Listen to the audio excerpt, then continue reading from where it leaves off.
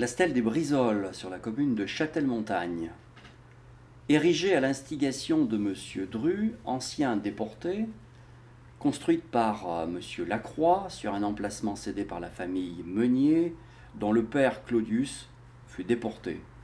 Cette stèle perpétue la mémoire des actes de répression exercés par les Allemands dans les environs au printemps 1944, faisant suite aux rafles du 17 décembre dans les villages Fayot et Goutaudier, situés juste de l'autre côté de la vallée. Un maquis existait à proximité du village des Brizols, mais il se disloqua par crainte de dénonciation en février 1944. Un des maquisards qui avait été hébergé dans une famille du village des Brizols les dénonça, sans doute pour toucher une prime alléchante.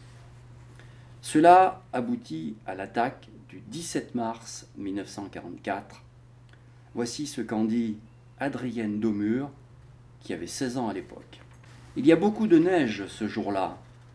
Il est 7 heures du matin. Une jeune fille des Brizols prend le chemin de l'école. Mais en route, elle aperçoit des soldats allemands et elle fait demi-tour. Très vite, l'alerte est donnée au village. Il y a chez les Meuniers des réfractaires au STO. Ceux-ci, au nombre de 3, s'enfuient à travers champs. Le village est bouclé. Les Allemands sont venus très nombreux, craignant une riposte des maquisards. Les camions, peut-être 30, venus de Roanne, n'ont pu dépasser le moulin Goutaudier en contrebas. Mais les soldats sont montés à pied et encerclent le hameau. Un fuyard est repéré, on lui tire dessus, mais il parvient à s'échapper, comme ses 2 compagnons. Très vite, le piège se referme.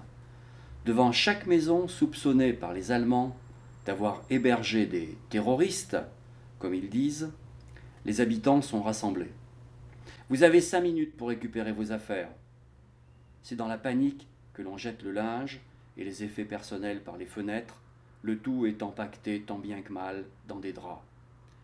Pendant ce temps, les soldats allemands pillent les maisons, tuent les volailles, vident caves et saloirs et rassemblent le bétail en coupant les chaînes qui retenaient les bovins à la crèche. Puis, ils font exploser les maisons à l'aide de bombes incendiaires et emmènent les hommes prisonniers. Claudius Daumur, Claudius Meunier, Louis Stalpart et Alphonse Sérol iront en déportation.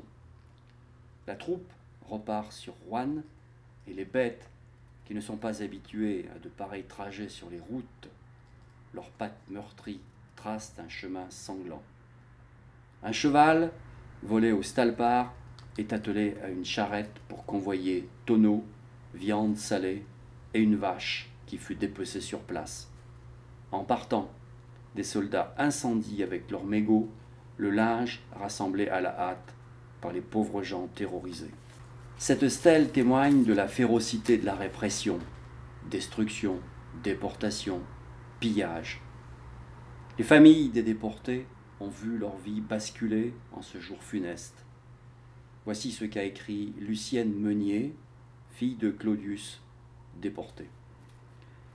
À l'époque, Adrienne Daumur avait 16 ans comme moi et ma sœur. Les filles Stalpart étaient aussi dans la fleur de leur jeunesse.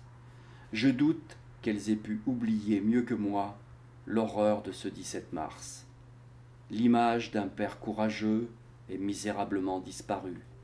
Les souffrances d'une mère face aux situations qui ont suivi ont été gravées à chaud dans mon esprit et ne peuvent s'estomper. Ces marques passent, certes, au second plan lors des moments heureux de la vie. Elles réapparaissent toujours trop vite.